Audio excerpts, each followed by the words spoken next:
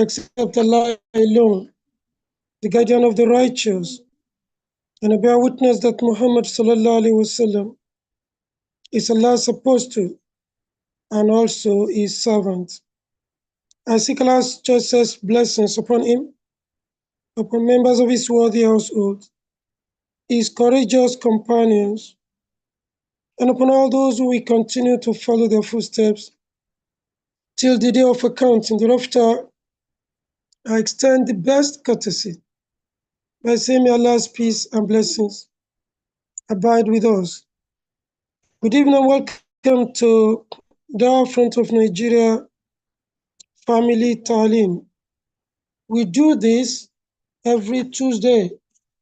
We ask Allah Azza wa Jal to accept this gathering as an act of ibadah, to forgive our sins by means of it, to pardon our mistakes, to overlook our faults, to make us inmates of Al-Jannah and admit us into Al-Jannah. We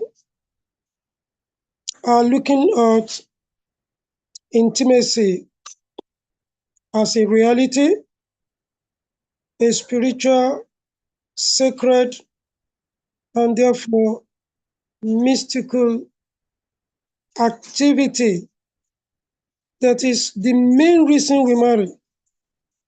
We're looking at it as a bond that makes couple one, that creates love. That is why it is called love making. That makes us happy. But we observe all around that in spite of our faith, in spite of our knowledge, we seem to be living permanently angry and permanently unhappy. We do this thing anyhow, but a lot of things affect them that do not let us enjoy it if we do, and that do not allow us to do as frequently as desired and as enjoyably as desired. So we say, let's look at it. We look at this matter and discovered a few matters concerning our statuses. And these statuses, whether we deny them or not, are facts. And it is better we understand them, accept them, manage them, and enjoy this bounty. This is one thing that money cannot buy. When you buy love with money, whether it is the man or the woman, is commerce, and one is not in control. The purchaser may be in control, as he or she may demand it at will because he or she has bought it. But the nature of human beings is that when you buy it, you only deceive yourself. You will still not enjoy it because it's a spiritual thing. It should be born out of love. When it is within marriage and it is not well managed, it will still not produce the love, the happiness, and the calmness of mind that it should produce. It will rather increase our unhappiness and our anger because it is just next to food. Food is number one because everybody, old and young, married or single, must eat. But it comes next because we have the animal nature, which also demands that after eating, you mate. We have looked at statuses from biological point of view. We have looked at statuses from social point of view. Before we look at statuses from other points of view tonight, I want to remind us that the biological nature in all its three angles that we have looked at it will affect all other statuses.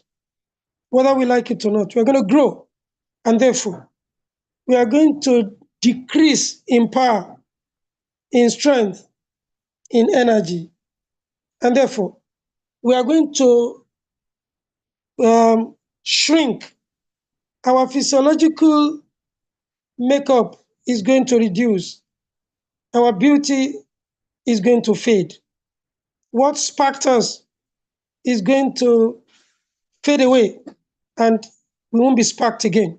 All these things will also be affected by age. All these things will also affect our other statuses. As we grow, especially those of us who will grow into old age, mashallah, Allah says we will grow so old that we know nothing. Ba'da ilmi shay'a. After knowing much, senility is it. Senility will come with age. And then let's look at one thing that age damages. You know, it is hope. Age damages hope. How does it do it? When you were growing, you were hoping that you quickly look for money to make your wife happy. You look for money to make your family happy.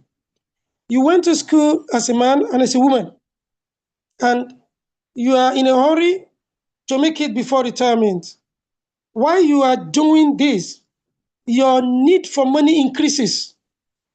You now have your own family, you have other people to take care of, and you're working hard. This one will take most of your time, but you will still be enjoying intimacy. But the enjoyment of intimacy as you were growing was for productivity, was for procreation. You were having children. These children were disturbing you. We have discussed this matter before, I think, and you were hoping that after some time, latest, you will retire. Then you will have enough time to enjoy yourself. But at retirement, you are 60. At 60, what you were 20 years before, you can be. What you were in all matters particular, your strength, your beauty, even your body, the way your body works. The woman now needs more time. And the man that is in a hurry to enjoy himself, if retirement does not mean um, tiredness, it also means more work. And if you're on your own and you have always been on your own, it means less power. If you are a politician or you are a leader, you are a social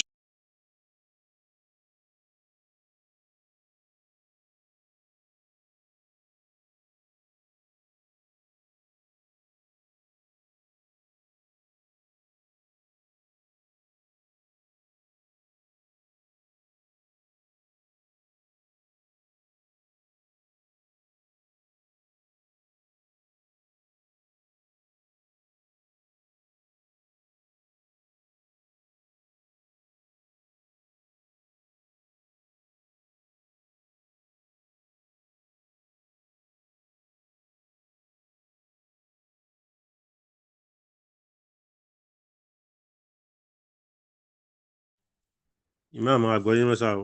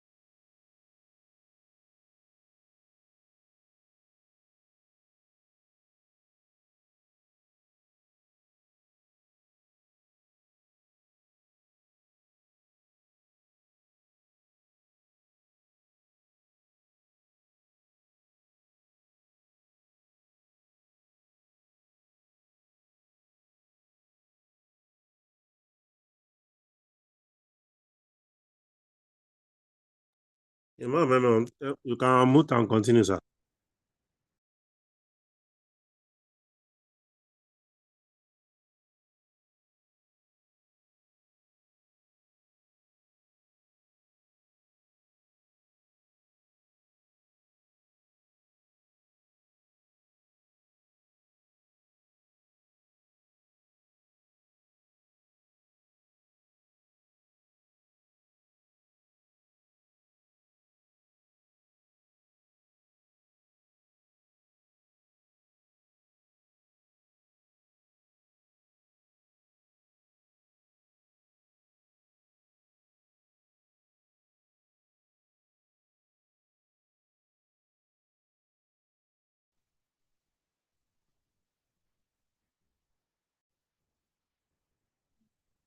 All right.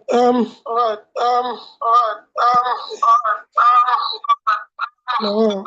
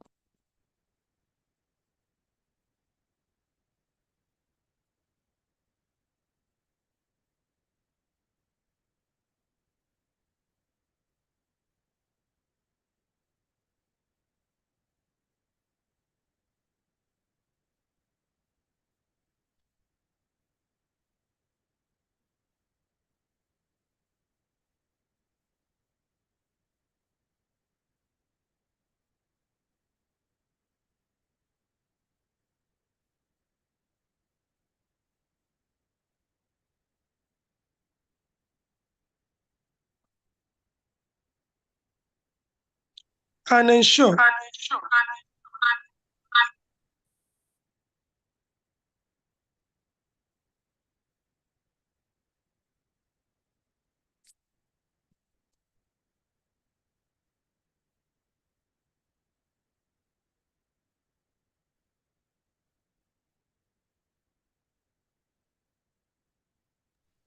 Okay.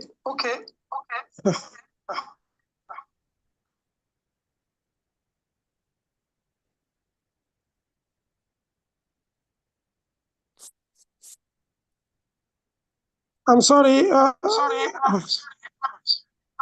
What are we going to do now? Continue, sir. Continue, sir. Let us see if it's going to get better. Yeah, well, I switched off one now. Yeah, can you hear me now? Yeah, I think you can hear me now.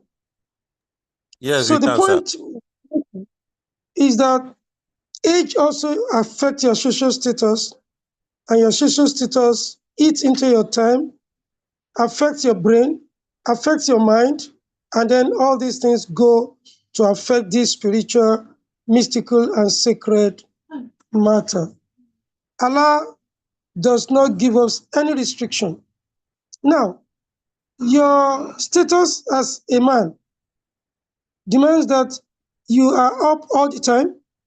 You're on your feet to take care of your family and also, unfortunately, extended family. And then everything now weighs down on you. Your economic status is usually a farce. What you think is your economic status is your income. This your income is measured by your academic qualification. You're a graduate, you have masters, you are a professor. Then you think you are a first-class citizen. Let me take my own as an example. Most of us professors are stupid. We think we are on top of the world because we are earning 500,000 naira. Even as a senior professor, you're earning just 500,000 naira. If you're not doing other things, genuinely good or genuinely bad, 500,000 naira in Nigeria today makes you a poor man, makes you an unfortunate person. There won't be electricity, power supply. You have to spend minimum of 10,000 naira a day to make life easy for yourself. You have to spend 10,000 naira a day to go to run your car and to do other runs. Then you are spending virtually 25 to 30,000 naira a day. How much is that in a month? So you now find that your economic status is not correct. But nothing will tell you, nobody will tell you not to compare yourself with others, especially those of us in Abuja here. You cannot compare yourself as a Yoruba Muslim to two categories of people, Hausa Fulani Muslims and non-Muslims. There is no difference between a Yoruba Muslim and a non-Muslim and Hausa Fulani Muslim. They will make it by all means, no matter what job they do, no matter what work they do. They will make it by all means. So the point I should make to make it very clear, because I want to stop very soon, is this. We have high expectation of our false classification. We falsely classify ourselves due to our educational qualification into a socio-economic and intellectual and psychological status. We think because we went to school and we have a job and we're earning salary and we are oga, we are the same with those who are genuinely rich. We therefore started the trouble from marriage, from our marriage ceremony. First, marriage. Who did we marry? What are the expectations from both sides as we're marrying one another as graduates? What were the expectations? There are three. One, social expectation. That we're going to be very important in society. Spiritual expectation. That because what we falsely attribute to spiritual development is costume. The Hajia was in love with the Afar because as at that time, it was his beard, his ability to speak Arabic, his trousers, and all other customization that attracted her. It was her hijab that attracted him. Allah did not talk about this as the criteria for spiritual development. Let me quickly explain this. I don't want to be misquoted. When Allah says, "Ar-rijalu qawwamuna 'ala nisa," the men are the pillars, the supporters, the burden bearers for the women. Bima fadala Allah ba'dahum 'ala ba'd, because Allah places burden on one above the other than the other. وَبِمَا أَنْفَقُوا مِنْ أَمْوَالِهِمْ, and because of their financial responsibilities, because they can pay bills, they can pick bills, because they can spend their money for the woman and whatever comes out of the woman. Allah did not make him your choice because of his beards. Allah did not say that. And فَالصَّالِحَاتِ, and the salihah is not the hijab wearing woman. She is qanitat hafizat lil ghaib bima hafiz Allah. The salihah, the righteous woman, is the qanitat. She's the one that obeys. How does he obey you? She will not obey you if you're not financially responsible. But she didn't know that this is what was going to happen.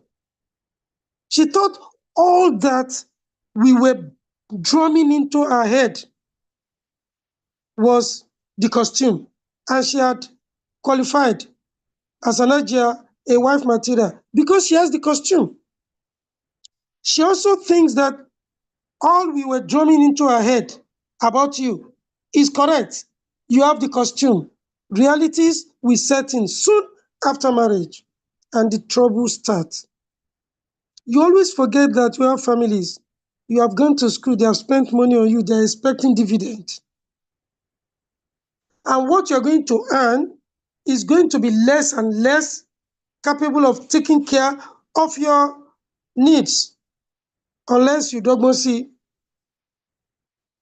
All these are not expected. They expect spiritual guidance, Eldorado, love, happiness, understanding, and assistance to grow spiritually. You cannot grow spiritually if you are not growing physiologically, psychologically, and economically.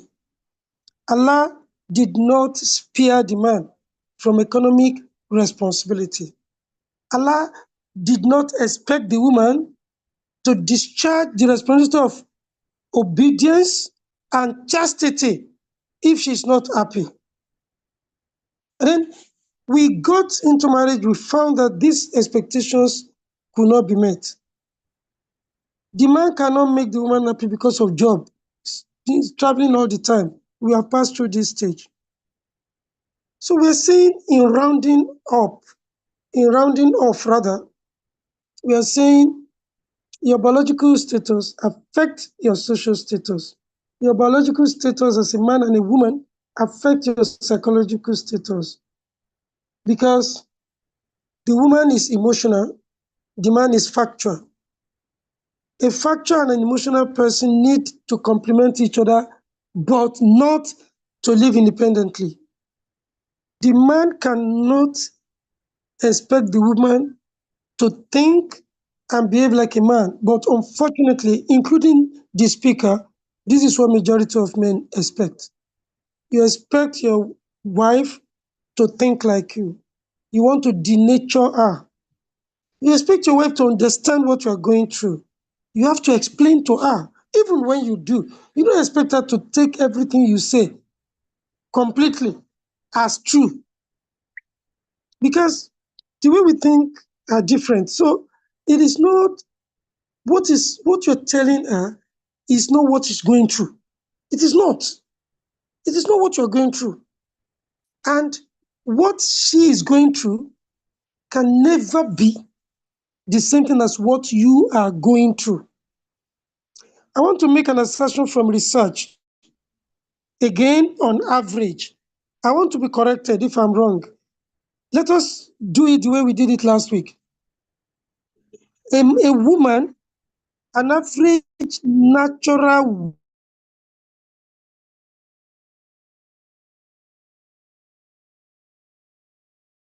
woman does not stop. She wants to continue to take care of children, 5 and 6. But the way she wants to take care of her grandchildren is in such a way that she's going to virtually hijack if you like, kidnap these children. She wants to be in full control of these children, especially if she has the means. And the means is she has the time, she has the money. If she has her ways, a woman wants to treat her grandchildren and their parents the same way. That is their nature, naturally. This causes secondary conflict. And in most cases, you have to settle quarrel between grandma who wants to take over the grandchildren from her own children. This conflict is always there. She will not fight only if she does not have what it takes to take care of these grandchildren, because it is in her nature to continue to take care of children forever. Now, how does grandpa understand this? You have been together, you've never had enough time, now you are retired, you think you have enough time, you want to be together, she wants to be with her grandchildren. Ṣọ́rọ̀ gba sùúrù báyìí. Then you start settling secondary quarrel, especially with our Gen Z children. We are going to discuss this on Sunday, inshallah, in Abuja. Gen Z, we discuss a little about them, problematic management strategy. So their children are now Gen Alpha. Gen Alpha cannot cooperate with and cannot be understood by whatever the gen of the grandmother is. I tell you a story. Two grandchildren were telling their grandma when they took her own money and they distributed the money among themselves. They're even telling her where the other money is kept for the other grandchild. And the grandmother was happy. If this thing happened in the presence of either the grandpa or their own parents, don't you think there will be trouble? Won't the parents say, grandma is teaching the children wrong thing? Whereas, as good as grandparenting is to the total development of the grandchildren, there is a serious danger in how to manage so that the love between grandpa and grandma will not be affected by the presence and mismanagement of grandchildren. Are you going to cast away your grandchildren? These are realities that age bring into your life. I have settled quarrel between a man and his mom over kidnapping of his children. He accused his mother of kidnapping his children. He said, it almost happened to me. He said his mother just came in, packed his children, and took them away. She did not tell anybody. They started looking for the children. It was the children themselves that took grandma's phone to call their father that they were in grandma's place. They said it happened in Lagos. And it wasn't a short distance. Ikotu or something, Ikotu Egbe, and somewhere I've forgotten now. It was a serious quarrel. How can you do that? Suppose we report you, these Gen Z children. Suppose we report you that you kidnapped our children. I said, hey, you will report your mother as kidnapping your children. These are natural tendencies. As we grow with certain tendencies that will make one not interested in the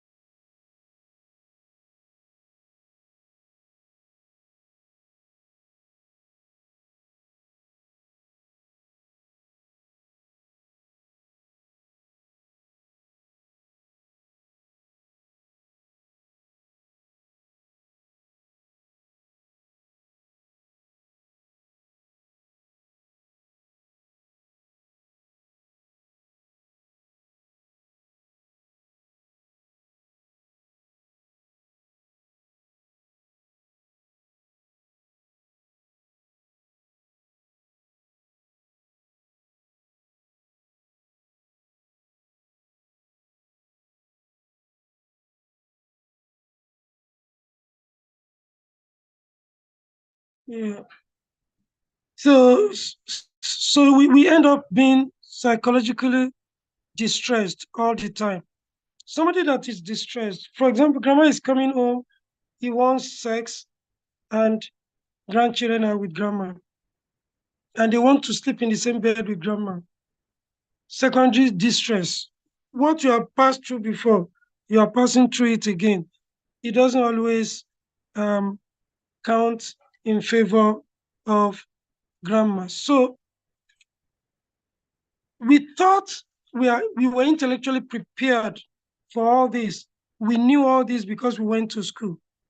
What we didn't know is that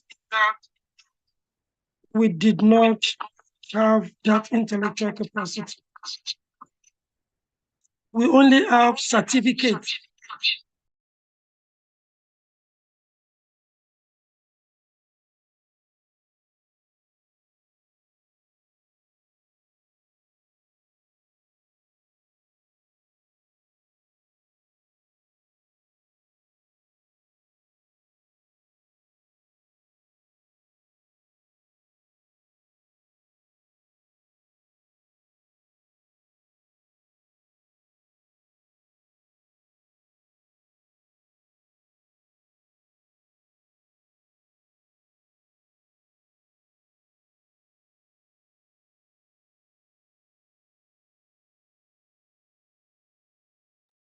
Everybody will not complain about everybody, but nobody is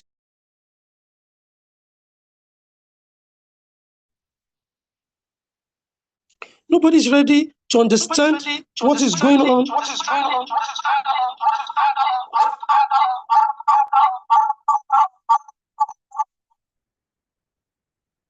in the minds of the other. Nobody wants to care what the other is going through. Everybody wants to complain to the imam that he's not doing well, she's not doing well. We need to sit down. What is really happening to us? If the man has issue, let him talk. Let the woman try to understand. Let us dig deep into our social status. There are issues that we have discussed. If you want us to go over them, tell me the one you want us to go over before Ramadan so that we address it next week. You are married to a firstborn, male or female, you are in trouble. You are married to a twin, male or female, or male and female. You are married to one of them, you are in trouble.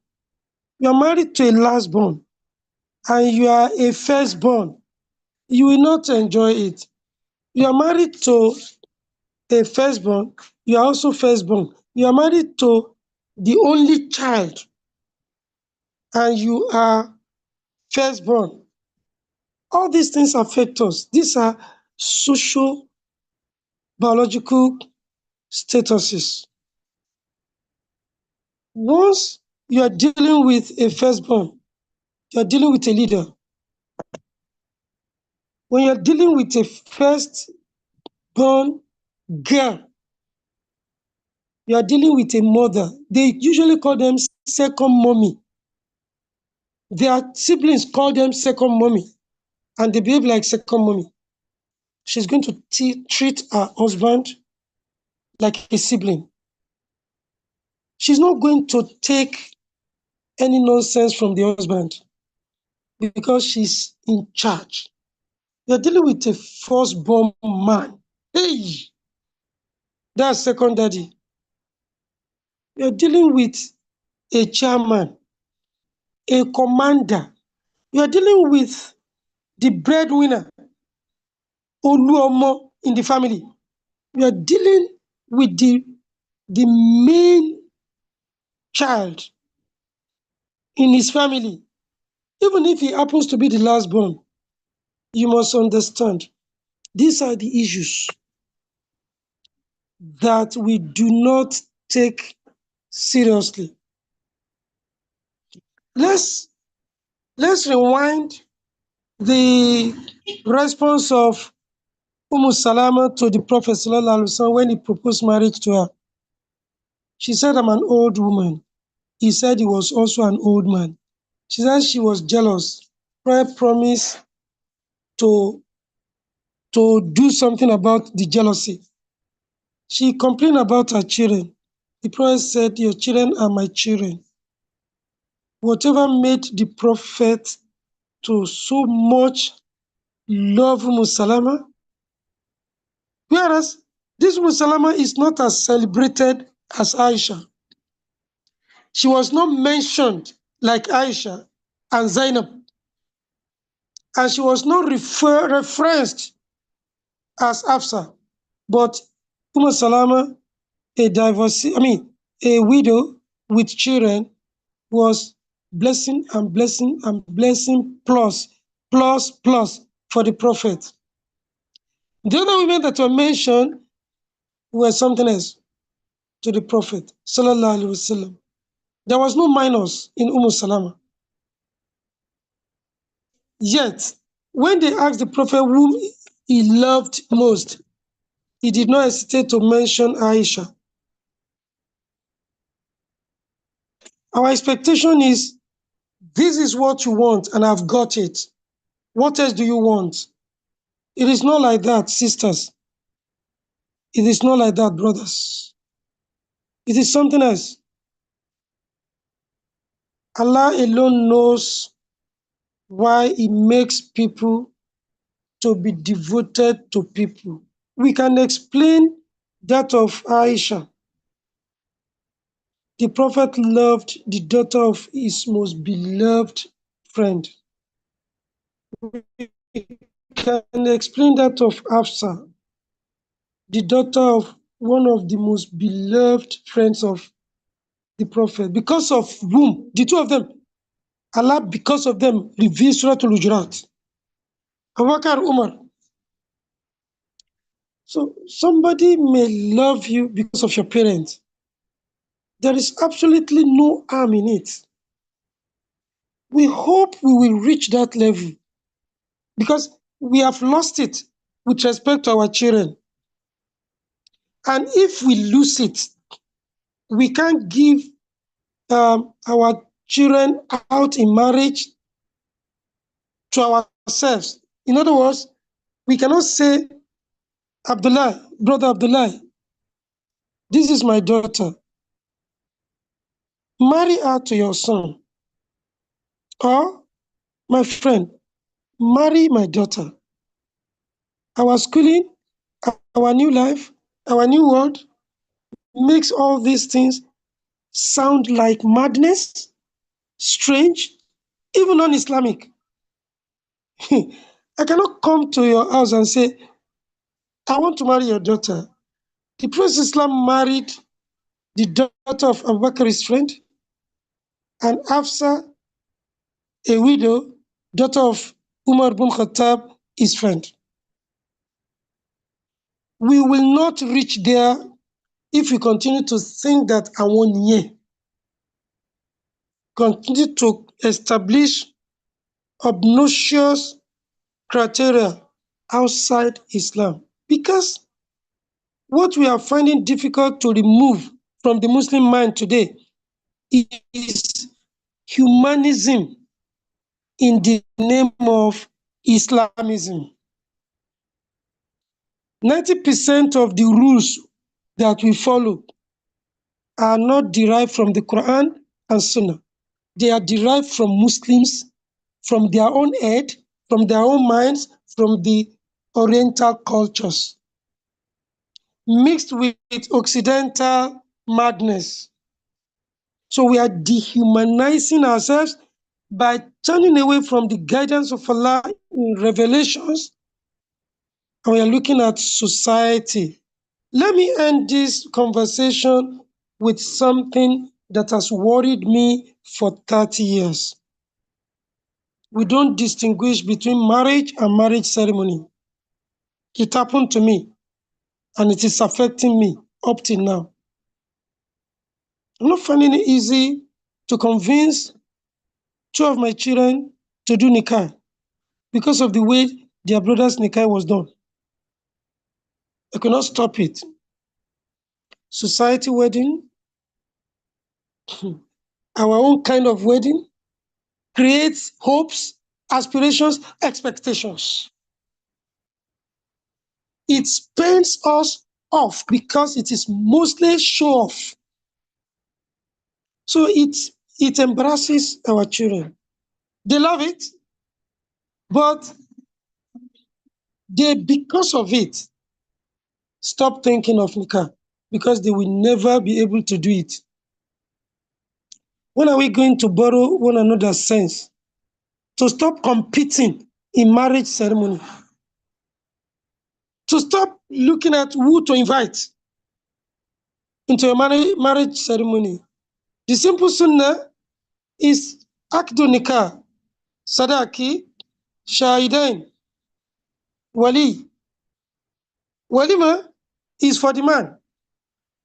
Walima is not for the father of the bride. We do everything same day. I was able to do my own like that. We did it regularly in the village.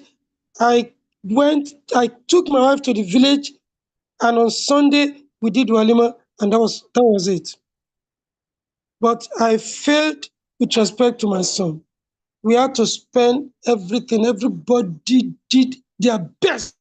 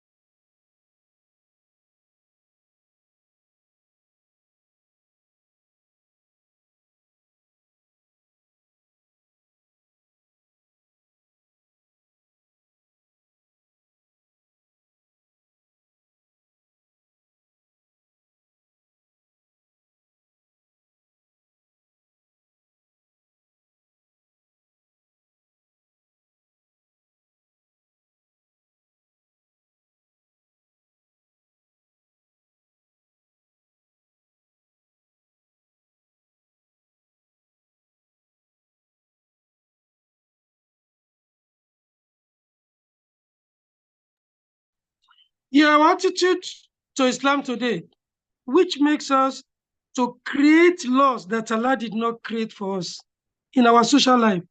We create laws, rules, and regulations. All this Allah did not recognize. And if you don't do it like that, you feel you have offended Allah, whereas you have offended yourself. By doing it, you may be offending Allah. We need courage in our front to say, let everybody try to do the best according to the rule of Allah and the sunnah of his prophet, and not according to social norm.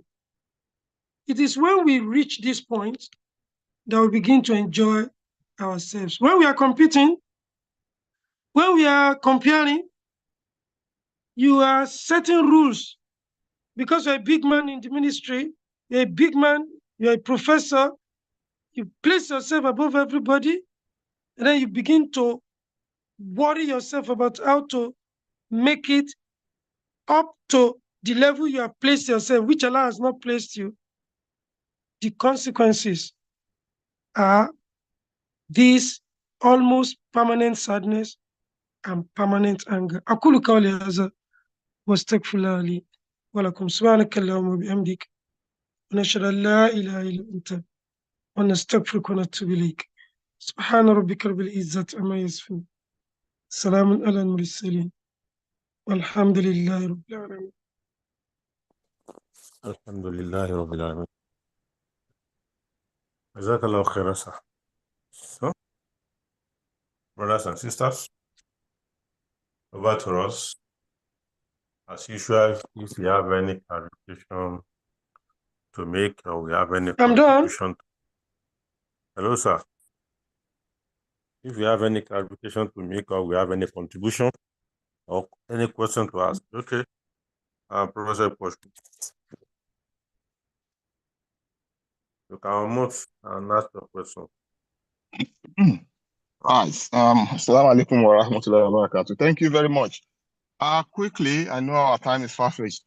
I don't know. I may be wrong here, but I keep getting this impression, Imam, that you seem to be exonerating the women from spiritual responsibilities. And I know Allah has put a lot on the man, but the women also have responsibilities here.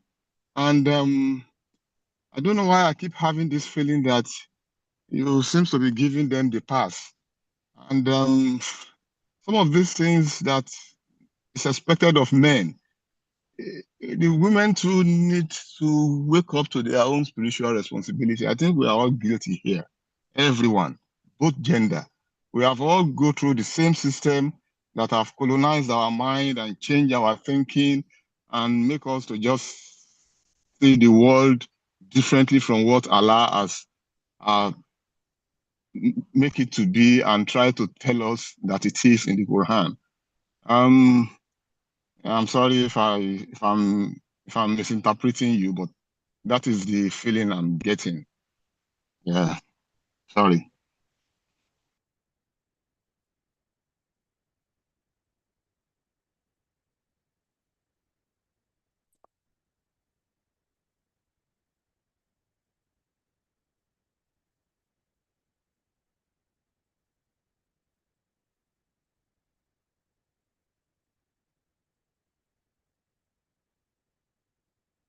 Is the Imam still there?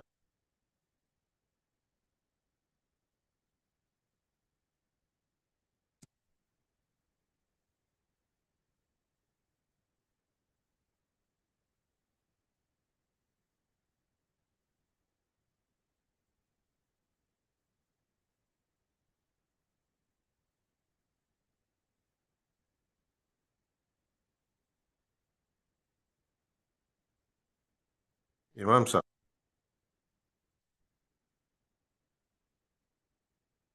Again now. Sorry, I didn't know that I was muted. Yeah, I was saying that I'm sorry if I created the impression that women are angels. I will never have created that. But if I did, I'm sorry. But I've said only what I know. I know that whenever there is crisis, Allah addresses men as the Qawwamun, as the manager of the home. I am not aware of responsibilities of women. Like you said, spiritual responsibilities of the women. I'm aware of the spiritual, material, financial responsibilities of men. Let me give you 3 examples.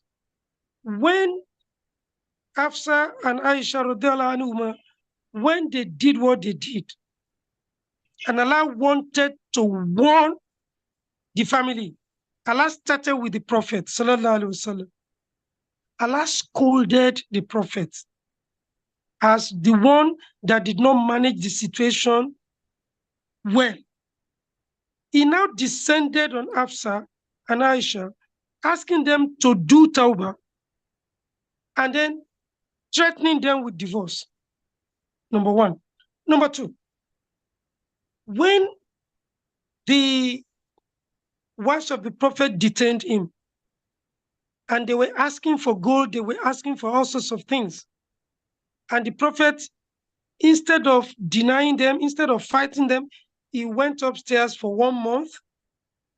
Allah revealed some part of Surah Al-Azab and asked him to read riot acts to them. They are human beings. If they misbehave, it is natural. The onus is on the man to correct them. The address for repair is usually to the man. I'm a man too. I'm married. I've been married for 30-something years. In April, it will be 35 years, inshallah. I know that there is no angel among women, although they think they are angels. But everything depends on us. It depends on us. We are usually too things we don't expect that they do. That is correct. But out of anger, Allah also tames our anger. Out of anger, that we are not discharging our responsibilities, Allah is angry with us, and He also tames, chides, and scolds us. If He could scold His prophet. The third example is when they lied. Okay, let us go there. Even let's go there. When they lied, when they accused Aisha of committing zina, Allah did not blame Aisha, although it was her carelessness that caused it. Allah blamed everybody that accused her. And Allah blamed her father for threatening to stop the financial support to the ringleader, who was a member of their family. I also told them, do you want to incur the wrath of Allah? This man is innocent. This man just joined the crowd. And you want to say you will not longer support him? You know, these are things. Let's go to the last point. Allah scolded the Prophet ﷺ with respect to the intrigues that led to Allah marrying Zainab to the Prophet. Allah did not blame Zainab, but history did not spare Zainab. But Zainab was not scolded. Why? They are just from us. And the Prophet Islam said they are created from the rib. And the most crooked of the rib is the upper side from which our wives are created. Treat a woman like a rib, a crooked rib. If you leave her crooked, she will remain crooked. If you try to straighten her, you break her. Breaking her means divorcing her. But if I have more knowledge tonight, I will quickly and gladly embrace it. Wallahu ta'ala alam. Yes, sir. National Coordinator, your closing remarks. It's time. Thank you very much. Everybody, may Allah continue to spare our life. Till next week, Assalamu alaikum wa rahmatullahi wa barakatuh. Wa alaikum salam wa rahmatullahi wa barakatuh. You can close and end the. تب علينا انك انت التواب الرحيم. ربنا ظلمنا انفسنا وان لم تغفر لنا وترحمنا لنكونن من الخاسرين. ربنا اتنا في الدنيا حسنه في الاخره حسنه وقنا عذاب النار. ربنا هب لنا من ازواجنا وذرياتنا قرة اعين وجعلنا للمتقين اماما. سبحانك اللهم وبحمدك ونشهد ان لا اله الا انت ونستغفرك ونتوب اليك. سبحان ربك رب العزه عما يصفون وسلام على المرسلين الحمد لله رب العالمين. Ameen.